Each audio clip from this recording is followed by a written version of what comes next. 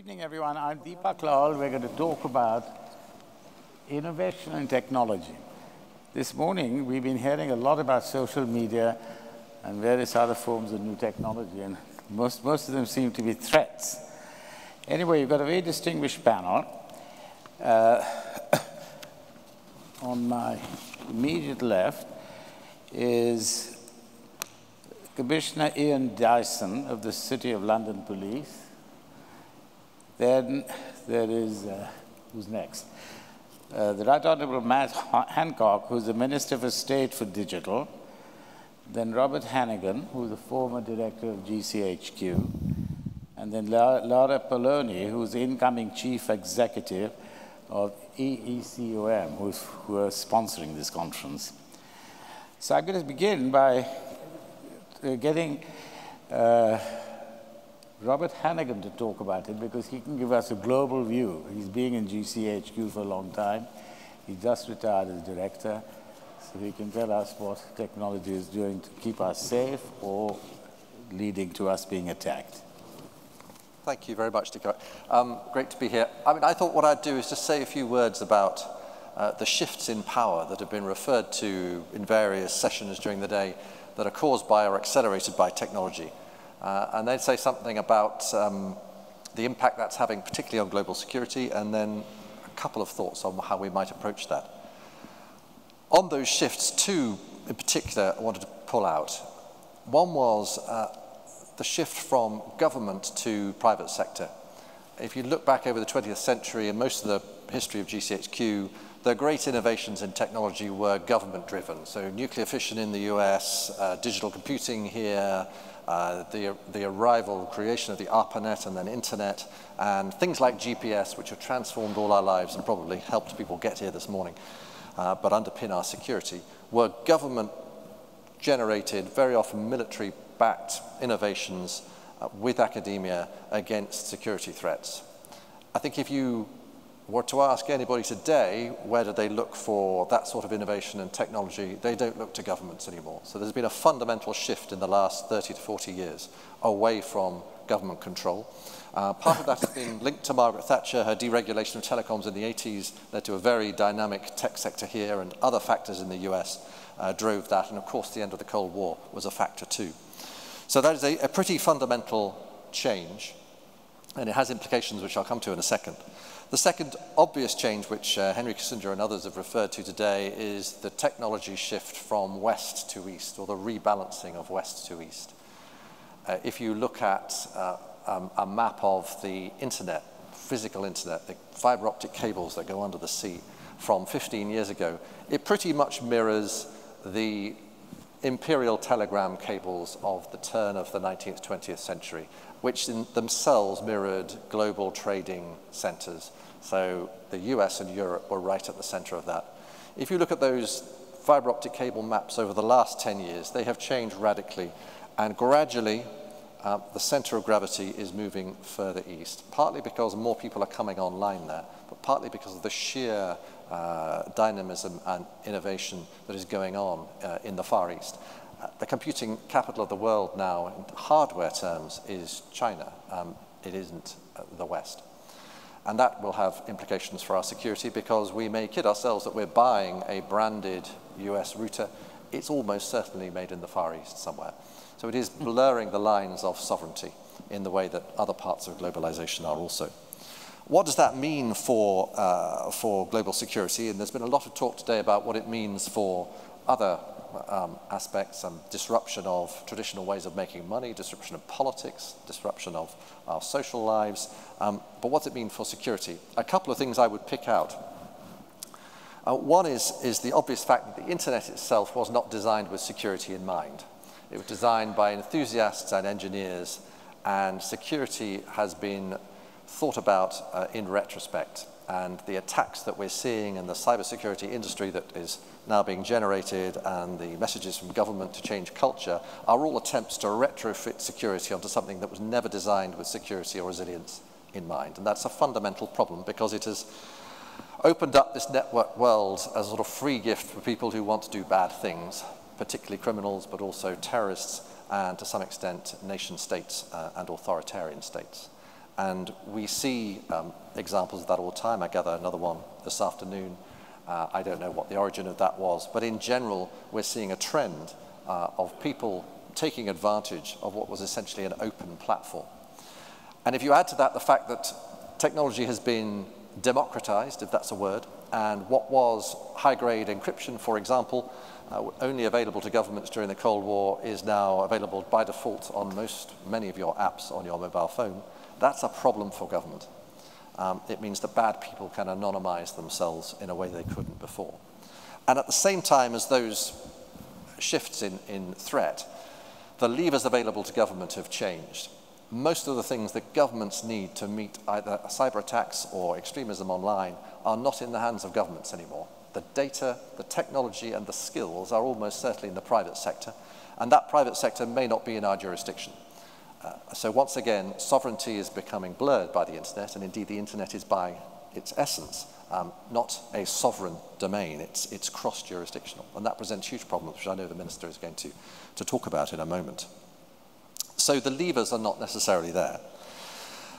And if you're excited, as I am, or alarmed about that development over the last 50 years, it's going to become even more fast-paced and exciting and possibly alarming over the next 50, as billions of devices start producing data, the so-called Internet of Things, on the world around us, as the other half of the planet comes online in the north, in the south, and the east.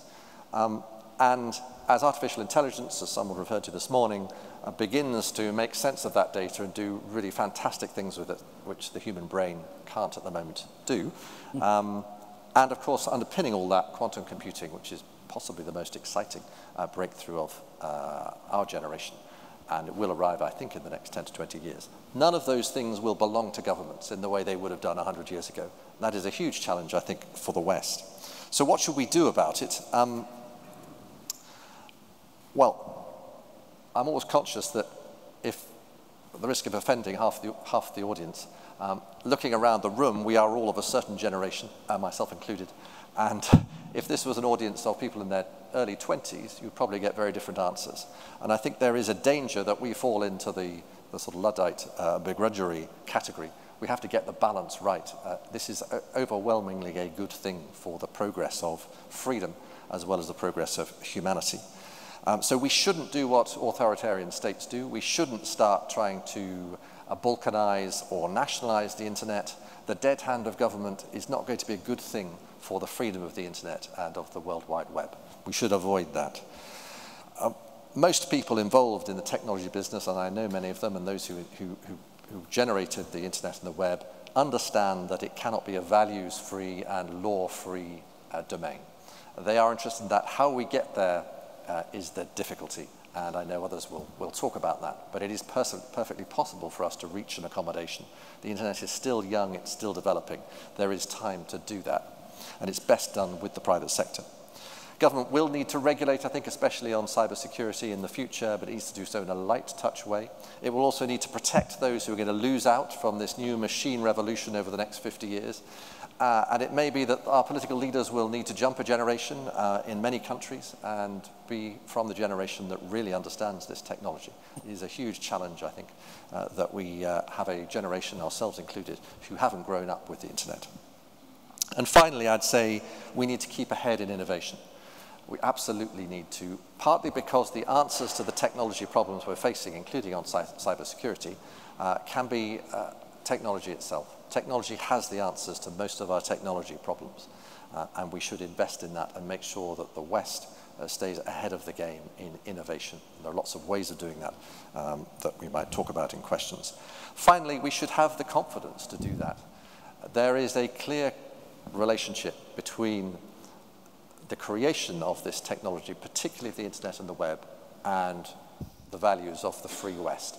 These would not have been created in authoritarian regimes, and they would not have flourished in them, and they are not flourishing in them. There is an absolute relationship between the free flow of ideas that we've been talking about all day and the creation of this technology. And that ought to give us confidence that the future is through investment and innovation in the best technology of the West. The people who fear this technology most are authoritarian regimes.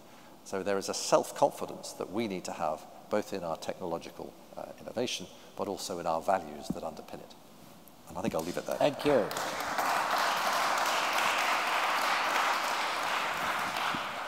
Well, my next speaker is Matt Hancock, who's the Minister of State for Digital.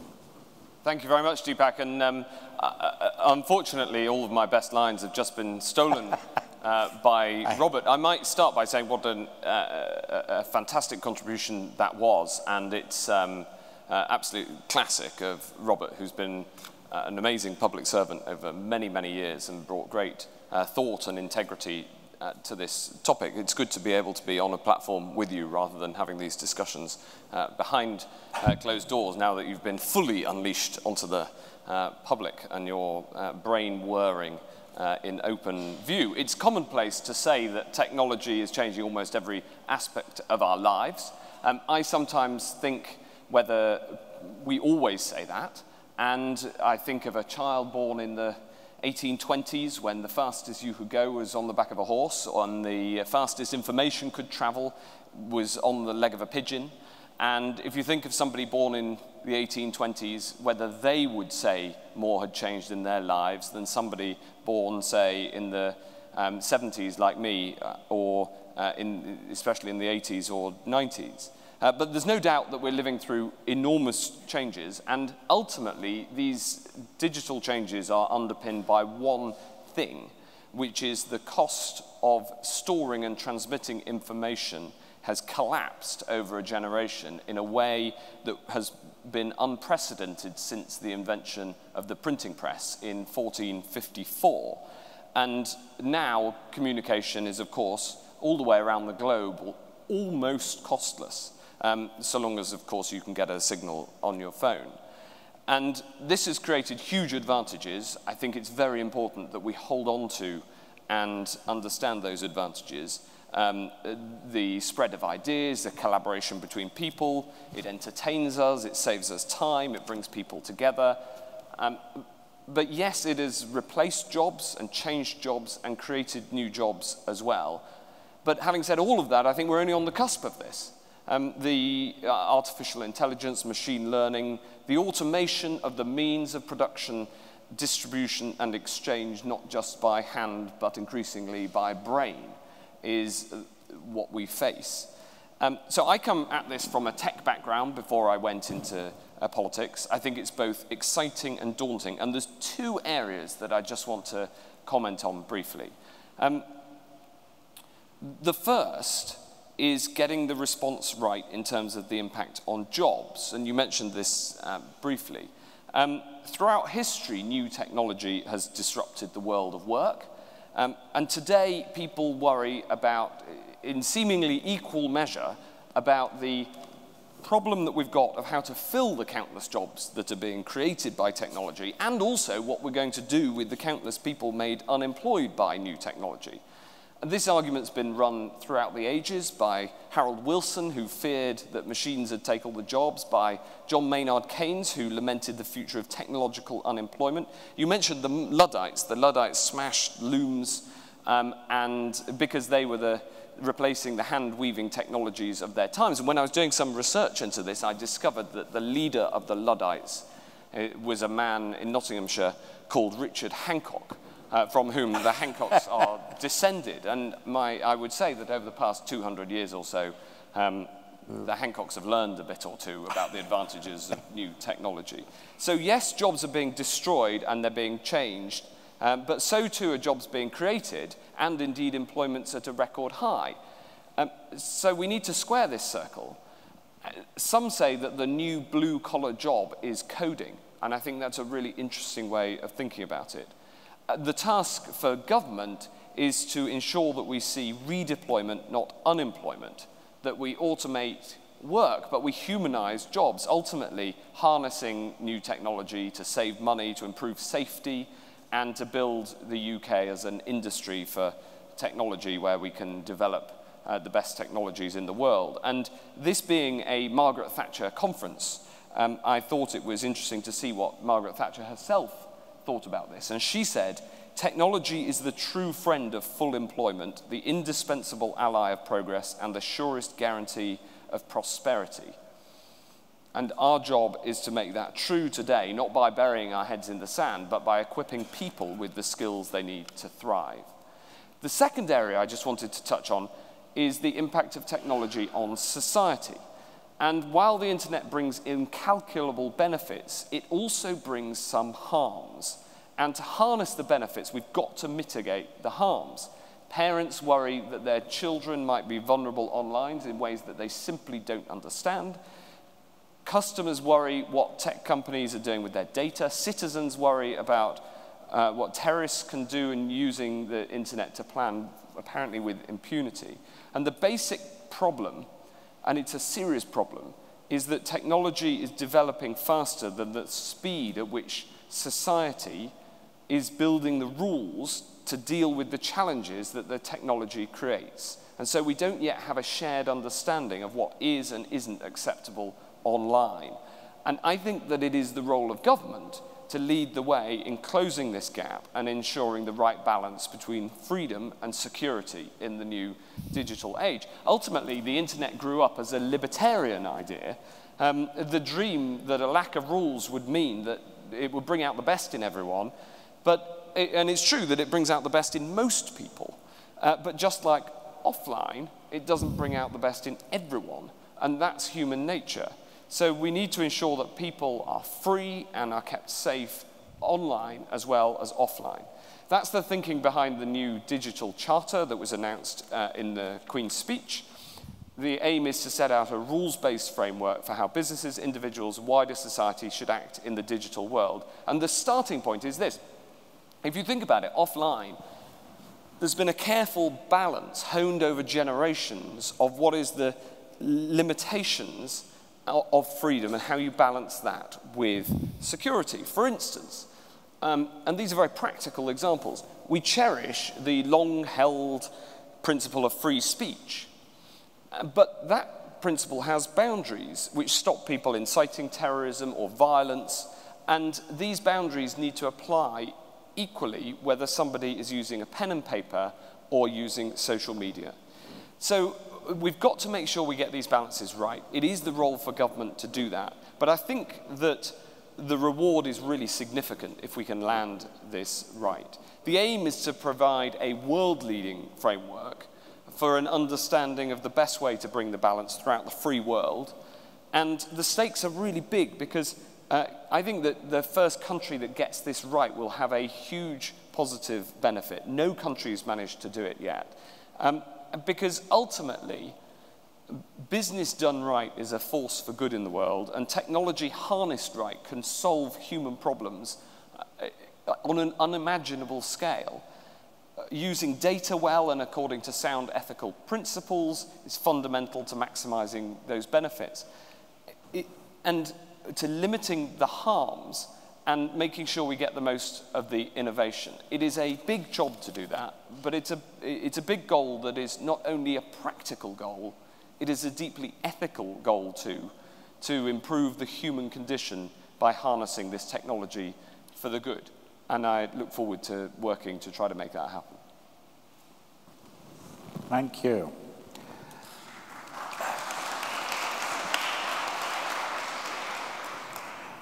The next speaker, Lara Poloni, who's the incoming chief executive of AECOM, AECOM, who see them all over the place.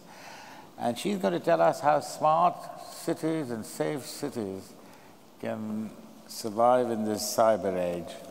Thank you so much, Professor. And it's an absolute privilege to be here today. And obviously you can tell through my accent that I'm coming from the other end of the Commonwealth, but we'll soon be living in London, and it's great to be here. I think, it's interesting being part of the panel at the end of the day today, because the conversation about security has progressed from a very, captivating discussion, philosophical discussion, if you will, in terms of, at a higher societal level in terms of where we're trying to go with this discussion. But I think just now even some of the Minister's comments are a nice prelude to some of the comments that I'm going to make, which I'll descend straight into the city level infrastructure sort of issues and city planning considerations, because that's what AECOM, our firm, is all about. I mean, we are in the business of infrastructure and cities and defence. So a few comments from me, if you will. I mean, there's no question. I mean, everyone has talked today about us being part of an era of rapid daily technological change and advancement. And what we're seeing now is that each of us as citizens and organisations are, balancing, making the most of some of those opportunities that come with, through the Internet of Things and artificial intelligence. I mean, it means at a planning level, for example, that we now have the opportunity to understand in a virtual reality way the impact of new city shaping proposals and ideas and infrastructure schemes. But at the same time, obviously, as we move around the cities and we are experiencing greater mobility than we've ever seen before through some of the gadgets and the technology that we have. At the same time, the security risk in tandem is becoming more mobile, and we are facing a number of challenges on that front. And every day there is greater digitalisation occurring in terms of not just our personal lives, but how social and economic infrastructure is planned, built, maintained, operated. We're seeing those impacts in terms of business and trading relationships, and indeed, as some of the comments have foreshadowed, in terms of how we deal with that from a governance and national security perspective. So what we've recognised, I mean, firms like ours is, I mean, obviously we need to adapt to that in terms of technology, systems, processes, data analytics, the way that we plan, anticipate, respond, and put real money towards, building up our resilience, particularly as cities. But I think at the same time, I mean, one realisation that we've had at AECOM is that this truly requires a different mindset, a cultural mindset. And even when you look at the world that we come from, which is all about infrastructure and defence. I mean, we've always operated in this mantra of we have to design and plan things that are built to last. Now we're finding that we need to change the culture and the conversation. It's about, building things that are adaptable and resilient and able to change. So it's a very different paradigm in terms of how we as city planners go about our business. At the same time, I mean, obviously, we've acknowledged today, I mean, even in the last 6 months, 12 months, that we've seen, the prevalence of some of the most significant risks in terms of, our own security. There's, for example, the more and more incidents happening from lone and group suicide bombers just in the last 12 months. I mean, in the city that I've come from, Melbourne, we've had incidents. It's not just London. It's now, part of something that's happening in a very widespread manner. So as I said, the security risk has become far more mobile. But we're also seeing the very institutions and things that maintain the livability of our cities. So some of the cultural events, sporting events, concert events, they are also under threat. So I think some of the more progressive cities in terms of how they're responding to this absolutely are not just trying to tackle it at a sole government level, but they are looking very much to the private sector to help them,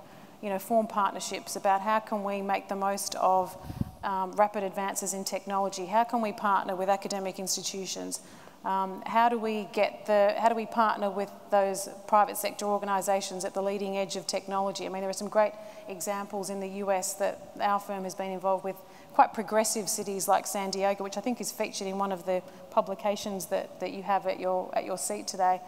San Diego is a great example of a very progressive, proactive county that has said we're actually going to become a centre of excellence in terms of cybersecurity, and we are going to partner with private sector organisations such as AT&T and Hewlett-Packard, and we're going to be well equipped for this. We are going to, for example, have a day of just practicing a whole lot of drills about what would happen in the event of a major cyber attack.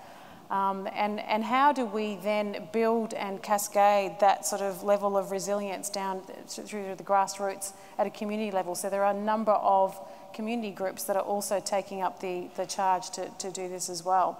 So, and look, there are similar examples. I mean, when we think about some of the other critical infrastructure in our cities, again, using another American city as a great example that we're familiar with, the city of Chicago, which operates 2 of the largest wastewater treatment plants in the world, has invested significantly in terms of its cyber security and resilience and converged resilience planning.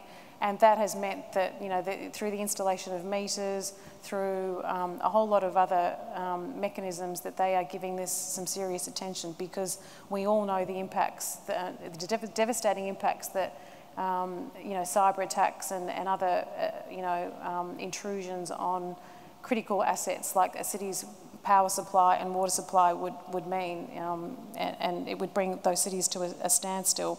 So what we're seeing in an info technology sense is we've seen this evolution from simple malware disruptions to increasingly sophisticated attempts using social engineering, capitalising on these opportunities that are happening through the Internet of Things. More and more spear phishing, and a dramatic increase in ransomware attacks in particular. And just one final point. The same publication that I pointed to, the Better, Safer, Secure document, just again to magnify the importance of why this is so important to our cities, and so important that it features prominently in terms of government policy agendas and that partnership that needs to happen with the private sector. Some of the impacts that publication that I mentioned talk about. $2.1 trillion is the estimated cost of data breaches and cyber crimes that global businesses will feel by the year 2019. Just in the UK, $34 billion will be spent defending some of these cyber and security attacks. Almost half of the firms in the US have experienced serious data breaches in the last couple of years, and a concomitant figure for the UK is about 15%, but we know that that's already out of date. $445 billion is lost annually to cyber security and espionage events around the world, and 317 million pieces of malware were created just in 2014, and that's already obviously out of date. And there are in excess of more than 1 million new threats that exist every day, as reported by some of the private sector firms like Verizon in terms of their vantage point on this challenge. So look, just a couple of comments in terms of solutions. I mean, I think what we're saying is there is no one size that fits all, but what is important is that, particularly in terms of some of the converged resilience approach that we talk about in AECOM, is that you must focus on all three important domains: the physical aspects, the cyber, not just cyber on its own, but the wireless aspect as well. And it's very important that those three elements are linked closely, because if there is a breakdown in any one of those elements of planning, any one of those critical city assets, such as a water supply system or a mass transit system, they become instantly at risk. And as I said, I mean, obviously what is critical going forward is that policy frameworks reflect the importance of this, and that those partnerships between private and public sector, and indeed the community, are, emphasised in particular. Thank you.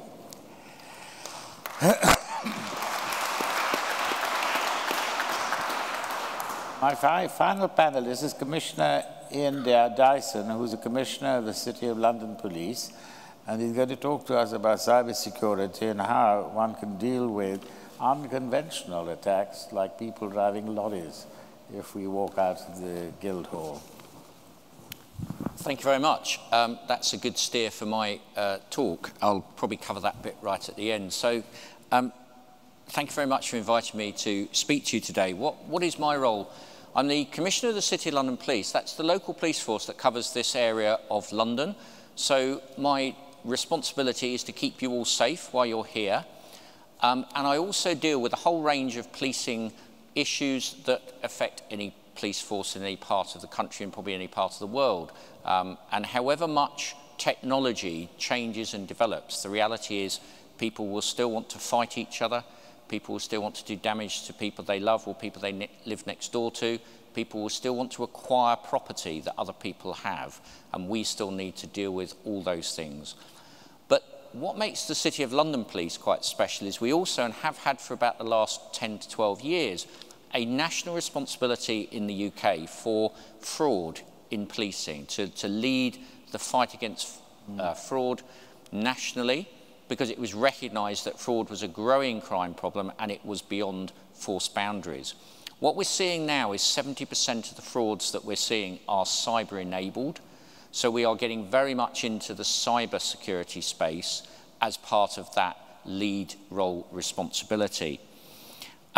We also have a national responsibility in policing for what we call cyber protect, which is the role that we play in helping both businesses and individuals to better protect themselves against the cyber threat. And I'll come back to that shortly. But what is the challenge of new technology for law enforcement? Well, I think it's worth saying, I'm not going to comment, and I wouldn't feel qualified to comment upon issues such as state actors trying to attack other countries and all that sort of thing. That's very much the world that Robert was involved in. And at the other end of the spectrum, I'm not really going to talk too much about the teenager sitting in their back room piled high with pizza boxes, trying to hack into systems because it's an intellectual challenge or because they can. Because what sits in between those two extremes and the volume piece is criminality. So the cyber attacks that you see, the frauds and the crime that is committed online, vast majority of it is people out to make money and to acquire property or to acquire data. So criminality is the challenge, and it is a volume challenge to law enforcement.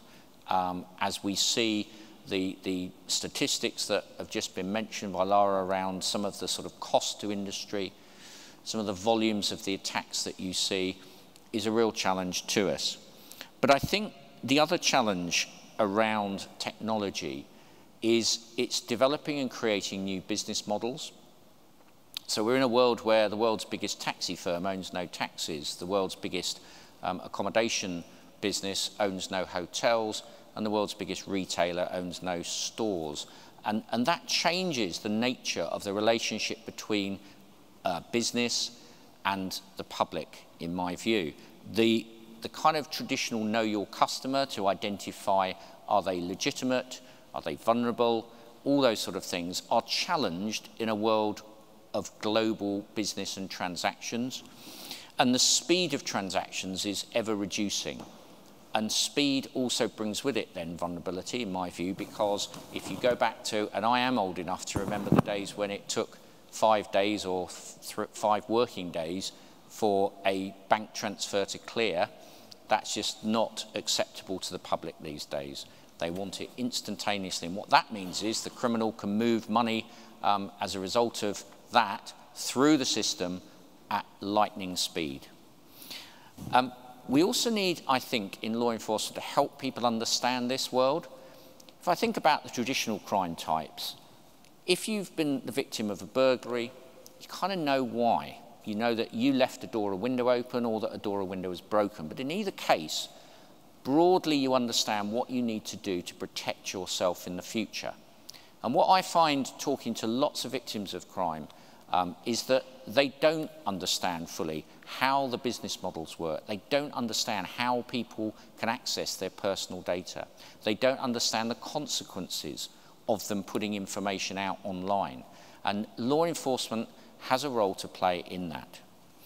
So what are we doing? Well, I think I'd start at the top and say, Matt talked about the responsibility of government, and I think the creation of the National Cyber Security Centre is a really good initiative, really good. Not just because of the work that they do, and actually we work very closely with them, and if you suffer a cyber attack, for example, on their website, they refer you to us because we operate 24/7 cybercrime reporting through the City of London Police. But it also is important, I think, because it provides or starts to provide that sort of sense of the government is protecting its people. Because the confusion of where do I go? I've suffered this incident, I've suffered this crime, I've suffered this cyber attack. The challenge for law enforcement is that in traditional crime, you would automatically go to the police. My question and challenge to people is, if you suffer a cyber attack, if you're a business, do you go straight to the police or do you look for the cyber experts to help you with that? So the government piece is really important, and they've also got Cyber Essentials, which is very straightforward advice that I wish more people would take up. It would help a lot. We in the City of London Police, as you would expect with our responsibilities, I think are pretty cutting edge around some of the work we're doing. So we're partnering with the United States around an initiative called the Global Cyber Alliance, which is a partnership between law enforcement and business to say, can we use the best skills in both of those different elements of life to actually try and address some of the systemic challenges that we face across the world. And the first one that we've done is looking at phishing emails and how can we stop those being sort of brought into businesses. And there is technology called DMARC, which I won't sort of go into detail, but if you went on to gov.uk, searched under DMARC, it gives you some details. Equally, globalcyberalliance.org will give you that information. It's very straightforward. It's free to load onto your systems as a business, and it will protect you from a significant percentage of phishing. And we're looking at other initiatives too that will help globally to protect against some of these things. We also do work, there is a perception, I think, sometimes that if criminals are active in the cyberspace, they're all abroad, they're all in jurisdictions that we can't touch. Well, that's not quite true. So we look very carefully at where we can disrupt criminality. We've got a unit within the City of London Police, which is supported by the Intellectual Property Office, looking, for example, at websites that are allowing people to download music and films for free illegally. And we've done some terrific work with the industry to actually get a system whereby we can block and close those websites down wherever they may be. So we can take the fight to the criminal. And I think it's interesting that my view, Matt mentioned in his talk that technology is going apace and maybe sort of legislation and regulation is slightly behind. My view might be that's always been the case, I think, because you often have to shape your framework of regulation or legislation based upon where you see the developing and emerging threats. So I don't think that that's necessarily a bad thing. I think the important thing is that we're aware of that and we're looking for the opportunities that we can. Helping people understand, I mentioned that, is a really important piece of the work we do. Technology, I would say, is a force for good, absolutely. But I think we are seeing new technology emerging that, again, we have to help people understand what that means for them. So the Internet of Things is, I think, a very confusing sort of concept for many people. I think understanding the implications of big data and just how a small piece of information that you give as part of your daily business online is fine and is limited, but it's the combination of that matched with everything else that somebody, should they choose to develop and build that picture of you, creates a very, very powerful tool. And the criminal can use that as well as businesses. So where do I think, in sort of coming to an end, the sort of focus should be? I think prevention is really important. If I take businesses first, so there are emerging technologies and emerging businesses in that space. I think if you look at some of the more traditional industries, the banking sector and financial services are a really good example. There is a significant amount of regulation around those industries. I don't see that in the emerging social media industries, and I think what we're seeing is that sort of gradual shift of public acceptance of what they can and can't do. And what I mean by that is that they're very good, and apologies if anyone's in the social media world, I don't want to tar everyone with the same brush. But I think they're quite good at creating that they're sort of very trendy and they're slightly anti-establishment. They never wear shirts and ties, they wear sort of T-shirts, and they're kind of quite cool. But actually the data that they're developing and they're mining and they're using is significantly powerful. And I think now, in the light of certainly some of the terrorist incidents, where there's been evidence that law enforcement has some challenges around accessing some of that data through phones, etc., I think there is a recalibration of that's a sort of responsibility of that industry. But I think it's part of the fact that they're an immature industry in terms of life cycle. Businesses can do more to protect themselves. Last year, the City UK did a survey with Marsh, and it's on the website, City UK website, so you can have a look at it, around cyber and the city. And there was some interesting data came out of that survey, which is really, I think, quite impactful. So it surveyed city businesses, and you would have thought they would be at the forefront of some of this prevention of cyber. 70% of the businesses that surveyed didn't have cyber in its top 10 risks. Something like 60% had not considered the impact of a cyber attack on their business. A similar percentage had no proven or tested plan to respond to a cyber attack. And something like 40% of the businesses surveyed believed that cyber is an IT issue. So given those statistics, and I suspect if you looked at any sector anywhere, they would be similar statistics. We have a big challenge ahead of us to educate people to better protect themselves. And the learning, or some of the learning coming out of things like WannaCry is actually the patching and the technology to prevent some of these attacks and these viruses and these ransomwares already exists. You just need to make sure that you're using it. When I get into the personal space, young people are far more relaxed, I'll use that term, about personal information than perhaps people of my generation.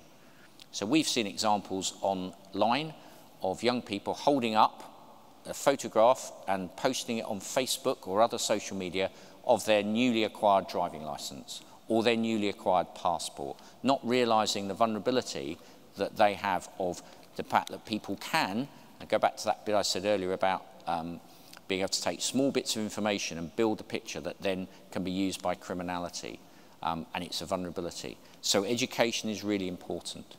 And in a world where the most commonly used password in this country is password, and the second most commonly used is 12345, we have a long way to go in order to educate the public and the individual citizen about their responsibilities around cyber.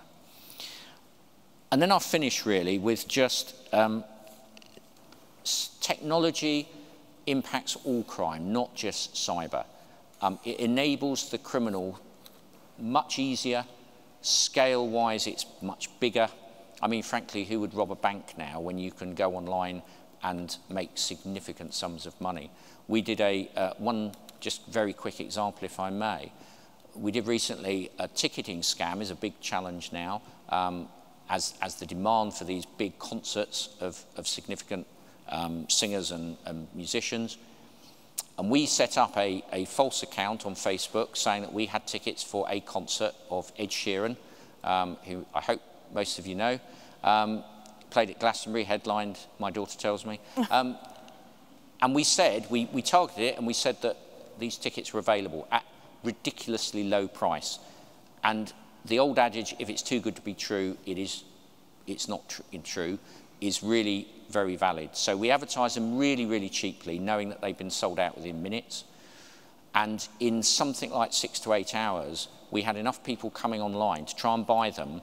And incidentally, also, we were asking for bank transfer, which is also a vulnerability.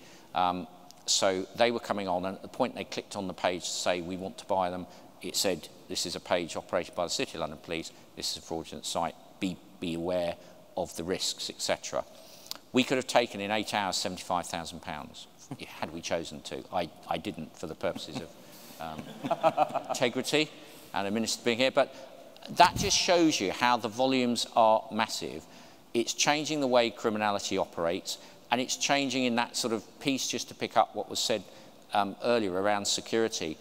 The whole world of technology has changed the world of terrorism as well.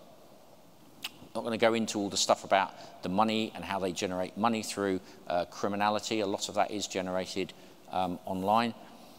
But if you look at the pattern of the sort of latest terrorist attacks, the days of conspiring together in a physical location, or even through communication, whether it be email or telephone, have gone. There is the ability now online to do all your preparation without ever touching anyone else, and you come together at a very, very quick time, and it's very challenging for law enforcement to be able to anticipate some of that. So if you look at the recent attacks, yes, the press have said a number of them were known to security services or law enforcement, Personally, I'd be more worried if they weren't known, because that would suggest they were looking at the wrong people. But actually understanding how quick they can go from talk and thinking to actually something that results in action has now just speeded up beyond anyone's sort of previous knowledge. So I don't say that to alarm you, I say it that it's just a reflection of how all criminality is shifting. Thank you very much. Thank you very, very much.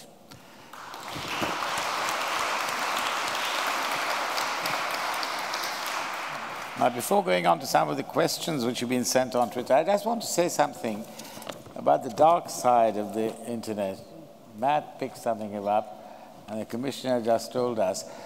I've been recently watching Game of Thrones, and at the same time reading a very old book by, actually he was actually a monster, a chap called Elias Canetti.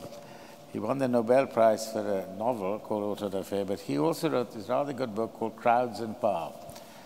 And the book starts off by, what he's really trying to do is to look from what we as human beings, or incipient human beings, were like when we were roving around as savages in bands in the savannah. So his starting point is, he said, the most primal fear which human beings have is fear itself, and their fear of being touched. Because you imagine in the savannah, I mean, in the dark, someone touches you, you don't know whether it's a leopard or a hyena or your friend, and similarly a stranger. So he builds on this, and then he has a whole classification of these different types of crowds. But I picked up a couple, and some of these you'll recognize immediately. And these, some of these are actually what Matt was talking about. One of these is what he calls the crowd which is baiting people. And this goes back a long, long way. If you think of the Colosseum where lions are being, the Christians being fed to lions, the kind of being guillotined, Madame Lafarge was knitting away at the French Revolution. Now, and he makes a point that effectively this is now ended, at least in the West. We don't have collective cruelty, but of course there are places in the world. I mean, just to look at the pictures of ISIS and what have you, that this is still there. But what he claims then is, he said that where you still have this in the newspapers, is in newspapers we have baiting, people go out but the main point about that, of course, is that so freedom of speech, but there we recognize the libel laws that there's a limit, you can't. Now, the thing about the internet, things which you mentioned, bullying, you know, people going, I mean, my daughter is a school teacher, and she tells me there's young schoolgirls now, they look at their page, Facebook page, and see how many likes and dislikes they have, and then go into all sort of traumas, etc., depending upon that. So all that, but the main difference now between the old baiting and the newspapers is that all this is anonymous. So now I think if you're going to think of any charter, one of the things which Facebook and Twitter must be forced to do is to end anonymity of people who put the things on. So you could track them down, and the same, you know, there's no reason why you can't take someone who's posted some bullying thing on this thing, you can take them to court. Now, the second sort of group, and this comes back to some of the political things we were talking about, and people talking about dysfunction of politics and how social media has made things worse. And here again, Canetti is quite useful. He looks at the war packs, you know, essentially, if you look at the Game of Thrones, there are all these different war packs who are fighting each other. And he makes the point that and in a war pack, you're going to have two, one here and one on the other side. But what that ends up, they have a battle, and you measure your success by how many people you've killed. His very important point, he says, as you had parliamentary democracy evolving in Britain and then in America, this removed this need for people to die for their thing. You still have packs, but you're part of one. You stand on different sides of the thing, and the battle takes place, whatever it is, and it ends as soon as a vote is delivered. Once the vote is delivered, that's the end, the decision. But this time, there aren't any dead bodies lying around. And that's a way which is civilized, if you like, these basic instincts. So that's still there, but that's civilized it. Now, this fits into a very important book by a chap called Norman Elias called The Civilizing Process. And he describes how, essentially in post-Renaissance Europe, you had there were people like Erasmus, Montaigne, they created They civilized our basic instincts. They internalized various ways in which we could tame them.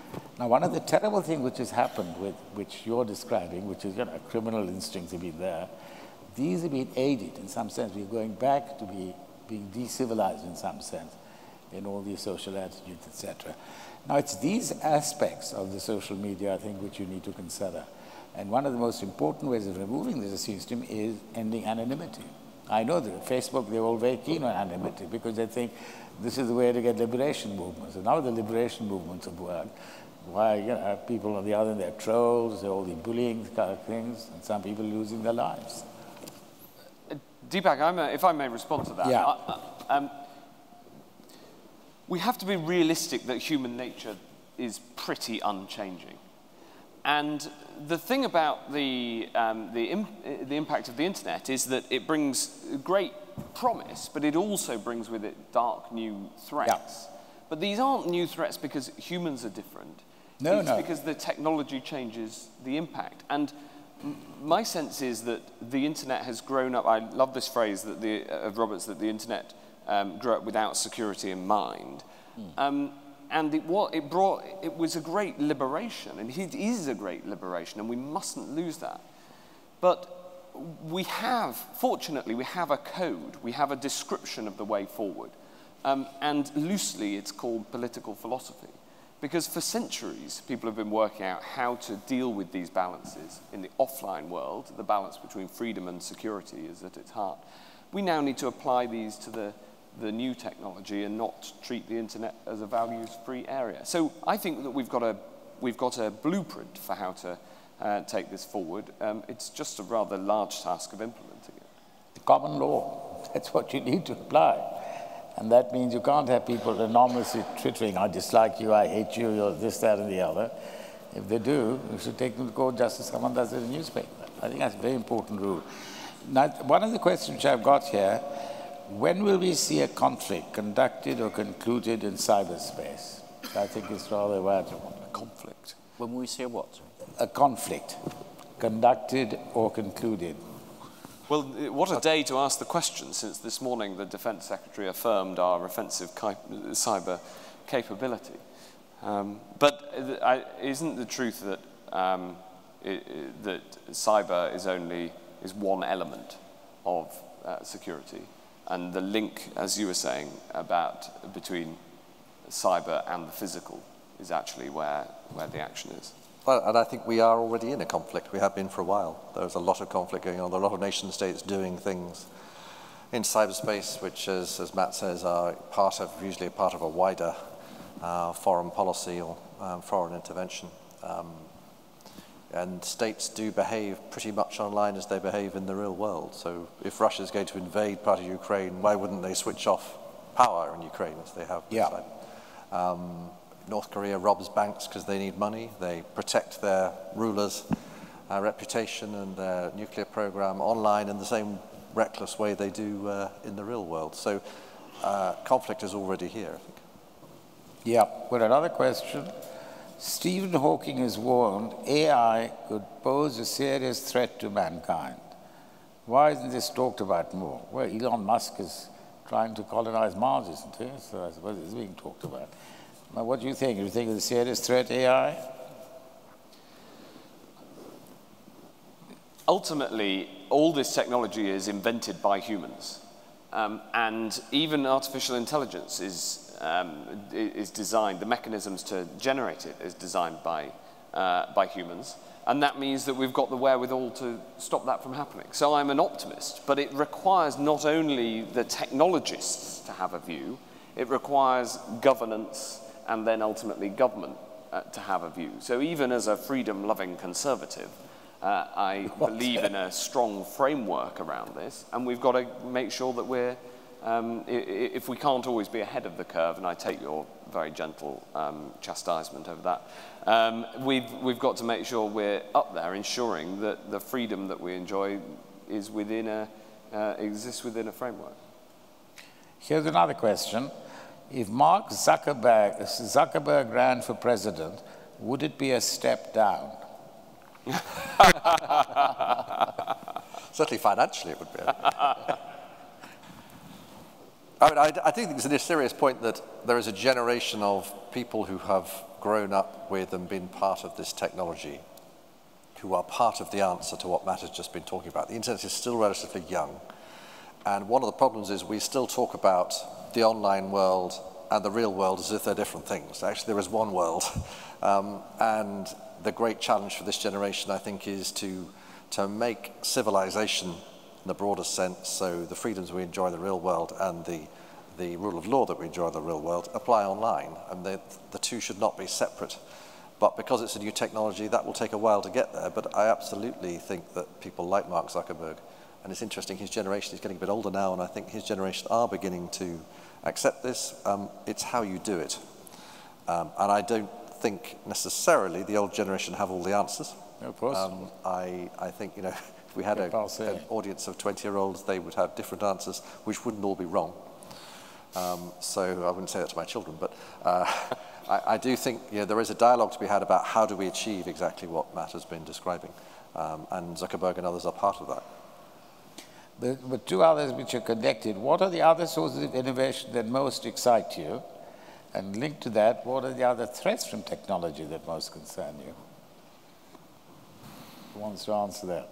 When you mentioned Elon Musk before, so obviously there is, and we're talking about just how rapidly some of the technology is changing. And again, coming at it from an infrastructure perspective, I mean, some people think we're talking about some sort of Jetsons age of Hyperloop, you know, happening 20 years down the track. The reality is that here in this part of the world, there are active tests going on for Hyperloop in the US. They're testing the test track for that as well. So the maglev technology is already here. So I think whether you're talking about driverless cars or Hyperloop, I mean, I think the focus now should be on the regulatory sort of aspect to accelerate you know, the sort of implementation. I mean, that's exciting. I mean, it's moving so fast. But I think we've all talked today about the importance of government policy settings and regulation, and I think that's really a difficult frontier that we've got to tackle at the moment.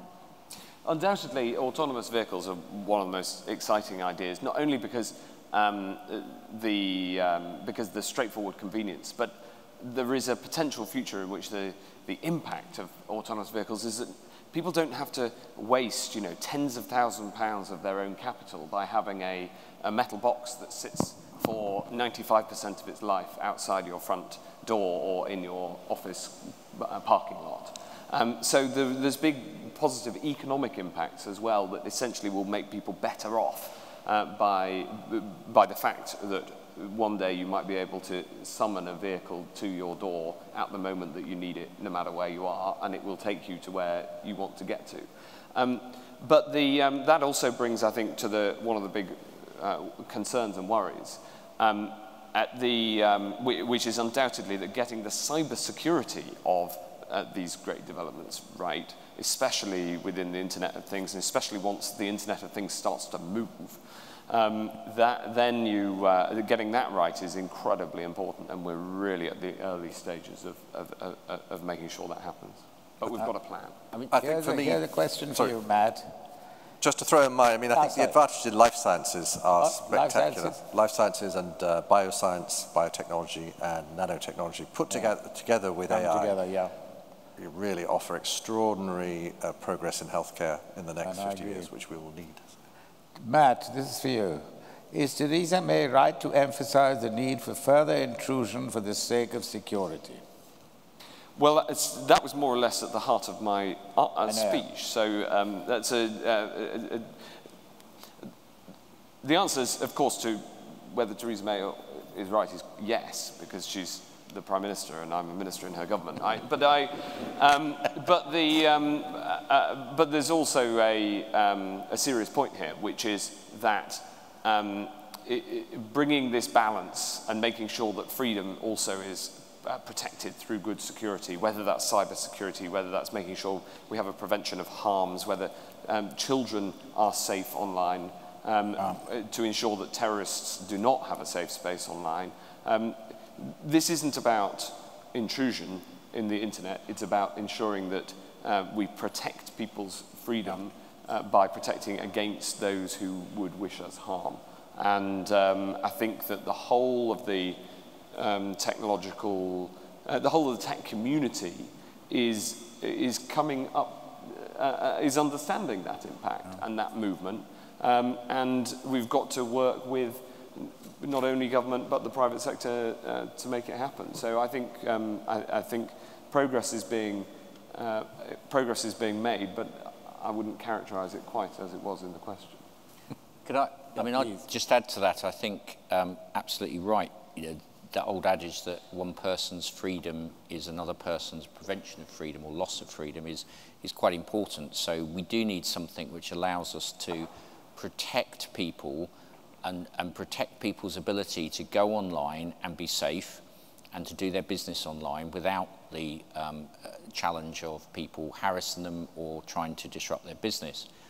And as a sort of a law enforcement officer, I'm absolutely supportive and up for it. It's part of my DNA that I'm accountable for the powers that I exercise. So there is a lot of sort of mood music around the ability of law enforcement to sort of intrude into everyone's lives. It's just a different space. It's no different to my ability in the past to sort of in extremists to open mail and things like that. But I have to be accountable for that. And that's where I think the framework needs to show that law enforcement can exercise powers, but they have to be publicly accountable, and be seen to be accountable is also important.